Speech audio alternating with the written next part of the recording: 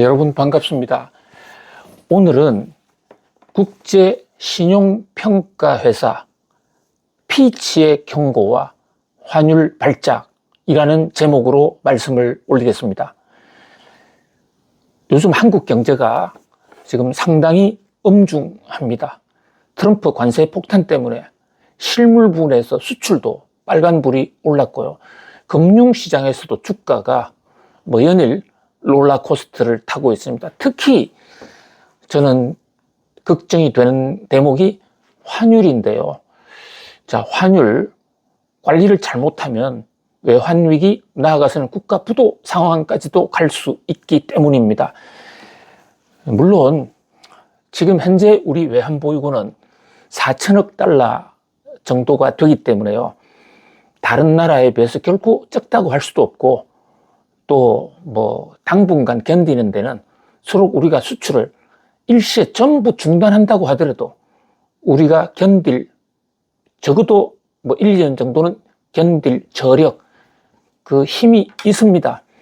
그래서 너무 공포에 뜰 필요도 없지만은, 그러나 만약에 트럼프 관세 폭탄이 계속되고 우리 성장률이 좀 앞으로 뚝뚝 떨어질 거거든요. 마이너스 성장률도 전 조만간 가능하다고 봐요. 자, 이럴 때 외국인 자금이 이탈하고 또 국내인들 자금도 또 외국으로 서학개미 형태를 통해서 미국 주식이나 또 미국 채권, 국채로 간다면 환율이 더 올라갈 수도 있거든요. 환율이 올라간다. 환율은 교환 비율 아닙니까? 미국 달러를 1달러를 교환하는데 우리 돈 예를 들어 지금 1,500원이다 이러면 환율이 올라간다는 얘기는 이것을 2,000원이 된다는 얘기인데, 2,000원이라는 얘기는 가정했어요. 1달러 바꾸는데 2,000원을 줘야 되니까 종전에는 1달러를 바꾸는데 1,500원만 줘도 됐는데 이제는 우리 돈 2,000원을 줘야 된다는 얘기. 이것은 우리 돈 가치가 떨어졌다는 거 아닙니까? 그러니까 사실 이 트럼프 관세 폭탄에 우리가 갖고 있는 우리 자산은 달러로 갖고 있지는 않지만 환율로 결국은 국제사회에서의 우리의 자산 가치는 환율로 환산한 달러로 결국 가치가 측정이 되는 것이거든요.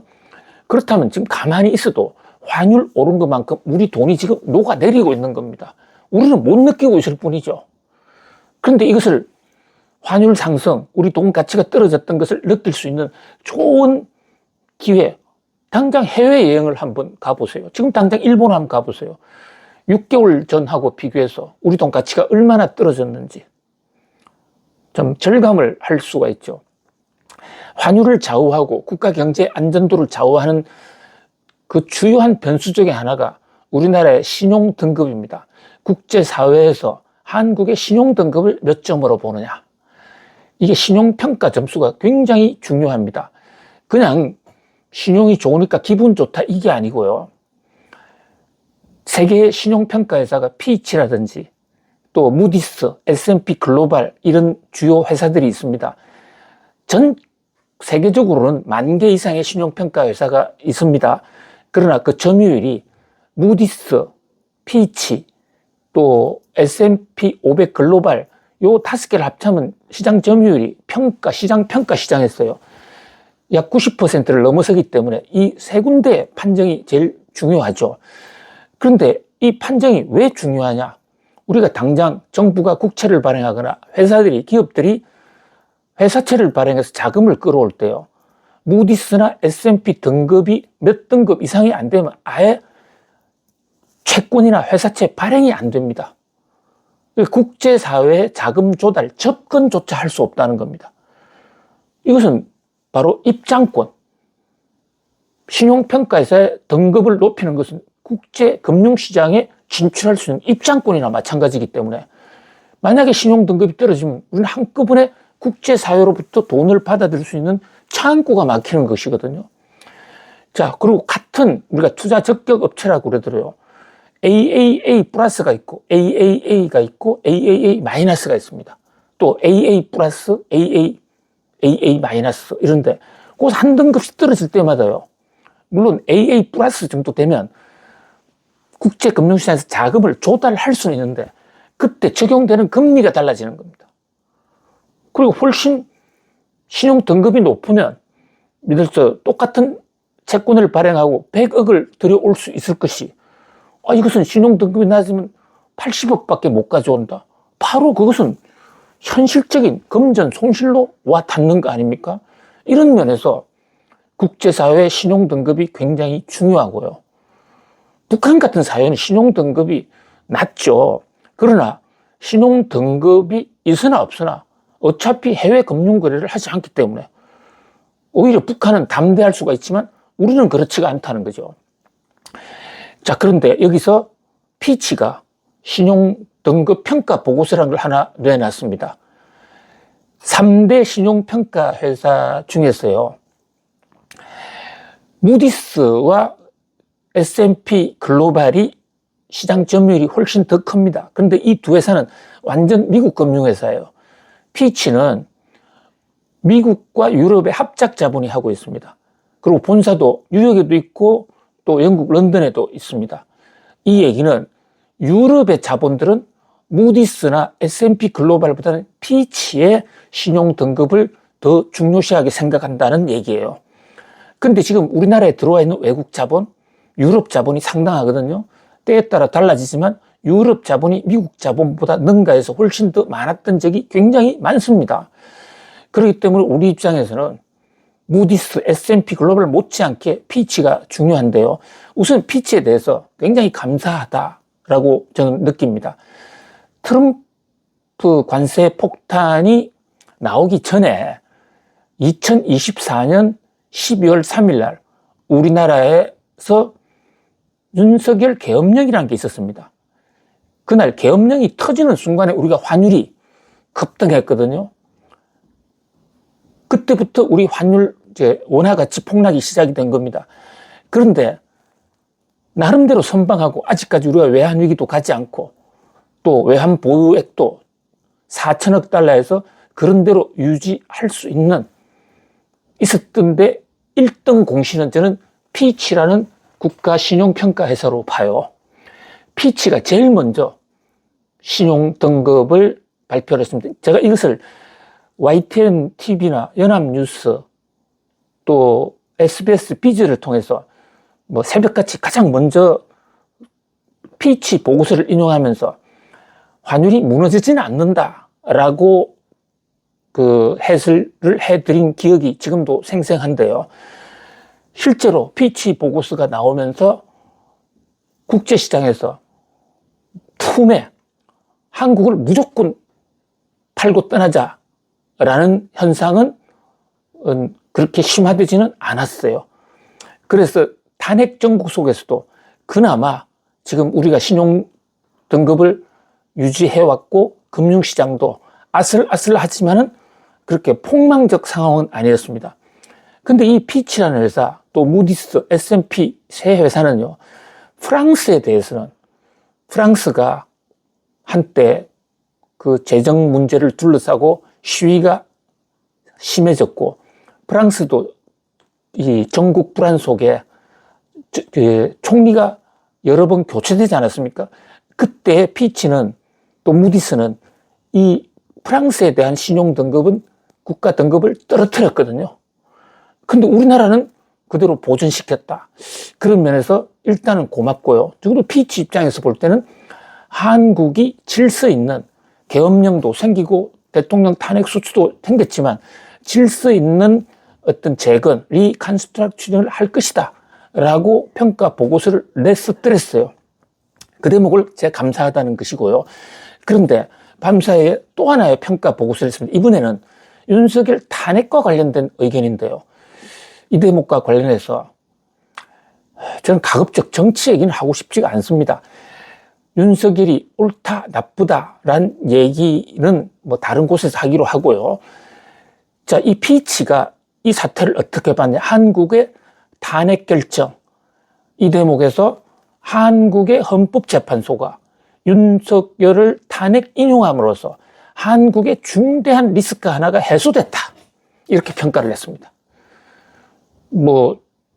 피치가 볼 때는 한국이 질서 있게 회복할 거야. 이렇게 본 것이죠. 자, 이 피치의 평가 보고는 세계 수만 개의 신용평가 회사들이 있지 않습니까? 다른 데도 직간접적으로 또 영향을 줍니다. 자, 그런 면에서 일단 우리는 뭐 만족스럽진 않지만 지금의 어떤 정치적 위기를 경제적으로 잘 슬기롭게 극복해 갈 수 있다, 이렇게 볼 수가 있고요. 피치 보고서가 나오면서 환율이 상당히 하락했습니다. 원화 가치가 오른 것이죠. 원화 가치가 지금 상황에서는 원화 가치가 안정됐다는 표현이 맞습니다. 그러나 그럼에도 불구하고 지금 우리 환율은 너무 높아요. 1,400원대 환율은 한국 경제의 플러스적인 요인보다도 마이너스적인 요인이 훨씬 더 클 겁니다. 트럼프 대통령도 이 대목을 결코 좌시하지는 않을 겁니다. 그래서 관세 폭탄 전쟁이 어느 정도 마무리가 되면 그 다음은 환율 폭탄 전쟁이 올 것이다라는 그런 뉴욕 증시의 분석들이 계속 이어지고 있는 것이죠. 그런 상황을 우리가 선제적으로 해소하기 위해서라도 저는 지금 이 환율이 좀 우리나라 돈 가치가 좀 평가 절상이 어느 정도까지는 되는 것이 필요하다. 그런데 피치 보고서가 한 몫을 했다, 이렇게 봅니다. 그런데 피치 보고서는 한국의 리스크가 해소됐다, 중대한 리스크 하나가 해소됐다라는 것과 동시에 또 하나의 경고도 담고 있습니다. 이 대목도 좀 우리가 예의주시해 볼 필요가 있는데요. 피치가 한국 신용 등급 중간 평가 보고서를 내면서 경고한 내용은 한국의 재정 적자입니다. 자, 코로나 팬데믹 이후에 한국의 국가 부채가 빠른 속도로 늘어난다. 우리의 국가 부채는 미국이나 일본보다는 GDP 비중으로 적은 편입니다. 그런데 피치가 얘기하는 것은 늘어나는 속도가 만만치가 않다. 그런 면에서 예의주시하고 있다. 재정 적자 관리를 잘하라. 한마디로 국가 부채 더 이상 늘리지 말라, 이런 얘기거든요. 자, 그런데 지금 한국 경제가 관세 폭탄도 맞고 환율 대란, 또 그 밖에 중국발 환율 전쟁, 이런 게 겹치면서 우리나라의 어려운 기업들도 많습니다. 특히 뭐 영세업자, 중소기업 어렵죠. 그렇다 보니까 이 기업들을 도와줘야 된다. 심지어는 현대차, 기아차가 어렵기 때문에 국가 금융기관들이 자동차 산업에 도와줘야 된다. 뭐 도와주는 거 좋아요. 도와줘야 되는 게 아주 적절하게 도와주는 것은 우리 국가 경제 회생, 발전을 위해서 굉장히 유용할 수 있습니다. 근데 전체적으로 놓고 볼 때 정부 재정으로 자꾸 여기도 도와주고 저기도 도와주면요, 단기적으로는 반짝 경제가 올라가는 것처럼 보이지만, 그러나 전체적으로 재정 적자, 국가 부채가 커지면 뒷감당은 우리 후손들이, 아니면 올해 좀 잘 되자고 내년, 내후년에 우리가 엄청난 감당을 해야 된다. 그런 면에서 지금 정부와 또 국회에서 추경을 하고 있는데요. 뭐 추경도 일정 부분 필요합니다. 그러나 정말 추경으로 지원하는 돈이 경제의 선순환, 재생 성장에 잘 들어갈 수 있도록 그 용처 관리 잘해야 되고요.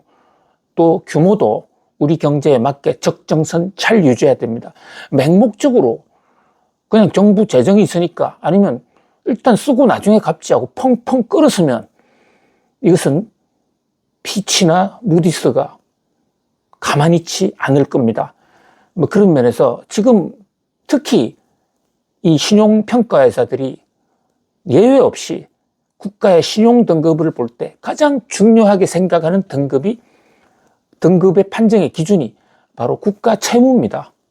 지금요, 무디스, 피치, 또 S&P 500 글로벌, 거기서 일본보다도 한국이 신용 등급이 더 높게 되어 있습니다. 왜냐? 일본이 국가 부채가 GDP에 차지하는 비중이 굉장히 높거든요. 그러니까 일본이라는 나라가 실제로 안정됐건 말았건 국가 부채가 많으면 신용평가에서들은 신용 등급을 떨어뜨려요.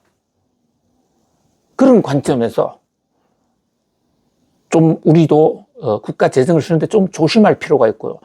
자, 그러면 우리가 일본보다도 국가 부채율, GDP 대비 비율이 낮은 것은 우리 경제가 정말 좋아서 그러냐? 현실적으로는 그렇습니다. 그런데 우리는 일본보다도 베이비붐 세대가 늦게 시작했습니다. 일본은 1945년에 전쟁이 끝나면서 그때부터 인구가 폭발적으로 늘어났는데 그 사람들이 노후 은퇴를 하다 보니까 정부가 엄청난 돈을 쓰지 않았습니까? 근데 우리는 어떻습니까?